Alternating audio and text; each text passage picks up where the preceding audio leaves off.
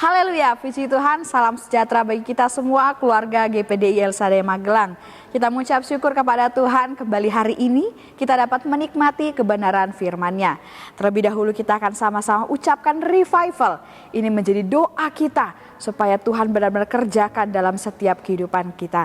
Revival, saya berubah, saya berkarya, saya menjadi berkat.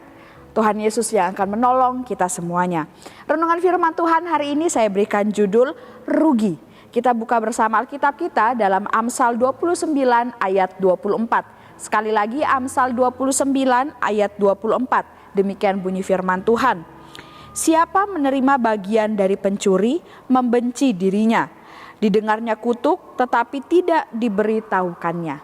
Puji Tuhan, Bapak Ibu yang diberkati oleh Tuhan, pasti kita semua sudah tahu pencuri itu adalah orang yang mencuri atau bisa juga ada orang yang menyebutnya sebagai maling dan lain sebagainya. Mencuri itu adalah mengambil milik orang lain tanpa izin atau dengan tidak sah. Biasanya dilakukan dengan sembunyi-sembunyi. Ya, itu yang disebut dengan mencuri. Nah, menurut hukum yang berlaku di negara kita, terlebih lagi menurut firman Tuhan, mencuri adalah suatu perbuatan yang sangat terlarang atau disebut dosa. Ya, perbuatan dosa tentunya tidak hanya mencuri saja, tetapi masih banyak lagi perbuatan-perbuatan dosa. Dan setiap orang yang melakukan dosa, mereka itulah yang disebut sebagai pendosa. Nah, jika berkaitan dengan dosa, maka yang akan ditimbulkan tentunya hanya hal-hal yang merugikan. Jadi, sesuatu yang dapat sangat merugikan kita itu hanya satu, yaitu dosa. Dosa itu akan sangat benar-benar merugikan kehidupan kita saat kita melakukannya. Nah, dari renungan firman Tuhan hari ini kita akan membahas kerugian-kerugian apa saja yang didatangkan dari dosa. Yang pertama, dosa itu mendatangkan malapetaka bagi diri kita sendiri. Dalam salah satu terjemahan yang lain dari Amsal 29 ayat 24 ini dituliskan sebagai berikut. Bekerja sama dengan pencuri bagai makan buah simalakama. Karena bila mengaku, engkau dihukum pengadilan. Dan bila tidak mengaku, engkau ditimpa hukuman Allah. Engkau akan membenci dirimu sendiri. Nah, seperti yang saya sampaikan di awal tadi bahwa mencuri itu adalah dosa. Sehingga sama seperti mencuri yang hanya mendatangkan keburukan bagi yang melakukannya atau yang bekerja sama di dalamnya, maka demikian pula lah dosa-dosa yang lainnya. Semuanya itu hanya akan mendatangkan kerugian bagi diri kita. Malapetaka yang didatangkan oleh dosa ini sudah tertulis dalam ayat terjemahan tadi yang kita sudah baca bersama-sama. Yaitu entah dia mengaku dosanya ataupun dia tidak mengaku, dia tetap akan mendapatkan hukumannya, akibatnya, ataupun malapetaka daripada itu. Nah, tentunya hal ini akan sangat merugikan diri kita sendiri jika kita melakukan dosa tersebut. Ya, akan sangat merugikan diri kita. Ya, karena itu malapetaka tidak pernah mendatangkan kebaikan ataupun sukacita Bapak Ibu. Tetapi itu akan sangat merugikan diri kita. Bahkan dosa mengakibatkan kita yang melakukannya akan masuk ke dalam maut yang kekal jika kita tidak sungguh-sungguh bertobat. Roma 6 ayat 23 di sana dikatakan, sebab upah dosa ialah maut, tetapi karunia Allah ialah hidup yang kekal dalam Kristus Yesus Tuhan kita. Jadi dosa itu sangat merugikan karena mendatangkan maut, tetapi yang sangat menguntungkan itu adalah kasih karunia Allah yang membawa kita kepada kehidupan yang kekal. Nah, itu tadi yang pertama, kerugian yang pertama. Kemudian kerugian yang kedua yang ditimbulkan dari dosa yaitu adalah membuat orang lain juga ikut terkena imbas dari dosa kita. Bapak Ibu yang diberkati oleh Tuhan, contohnya saja dalam kehidupan kita sehari-hari. Misalkan ada seorang ayah yang kemudian hidupnya tidak jujur, tidak setia kepada keluarganya, itu bisa menyebabkan rumah tangga atau keluarga itu menjadi hancur berantakan. Ya. Kemudian atau ada seorang pegawai yang tidak bekerja dengan baik dan jujur, sehingga membuat rekan-rekannya harus menanggung ya apa yang dia lakukan, yaitu pekerjaan yang tidak beres kemudian ditanggungkan kepada rekan-rekan yang lain. Atau bisa saja dari kinerjanya yang buruk itu bisa merusak nama baik perusahaan. Atau juga ada seorang yang pergaulannya buruk. Misalkan mohon maaf melakukan seks bebas, lalu kemudian terpapar yang namanya HIV AIDS. Jika kelak dia memiliki anak, maka anaknya juga akan mengidap HIV AIDS tersebut. Kemudian contoh lain, seorang yang melakukan penipuan atau melakukan pinjaman hutang tapi kemudian melarikan diri dan tidak mau membayarnya, itu akan membuat keluarga, teman, atau kenalan-kenalan yang lain kemudian dikejar-kejar untuk melunasi dan bertanggung jawab. Padahal yang berhutang itu adalah kita, bukan mereka, tapi mereka yang harus menanggung, mereka yang harus dikejar-kejar untuk membayar karena apa yang kita perbuat. Nah, itu contoh-contoh dalam kehidupan kita sehari-hari. Ternyata dosa yang kita lakukan itu juga bisa berimbas kepada orang lain. Keluaran 20 ayat 5 di sana firman Tuhan berkata, "Janganlah kamu menyembah atau beribadah kepadanya, sebab aku Tuhan Allahmu adalah Allah yang cemburu, yang membalas kesalahan ayah kepada anak-anaknya sampai keturunan yang ketiga dan keempat dari orang-orang yang membenci aku."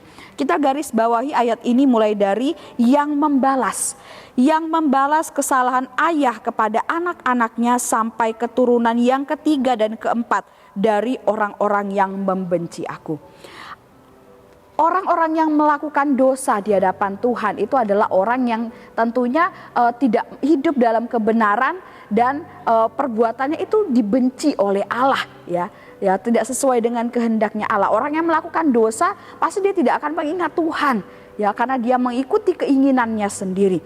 Nah, ayat ini tidak berbicara mengenai hukuman, tetapi mengenai konsekuensi atau akibat.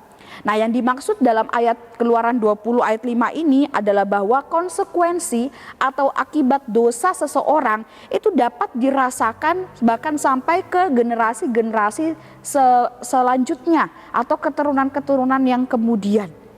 Nah, ini yang kita bisa ambil dari hal ini, bagaimana dosa kita itu ternyata bisa membuat orang lain juga terkena imbasnya. Ya, seperti ayat yang tadi yang berkata dalam Keluaran 20 ayat 5. Jika kita melakukan dosa kemudian kita berpikir bahwa aku sendiri saja yang menanggungnya, kan saya yang salah, maka saya saja yang akan menanggung akibatnya.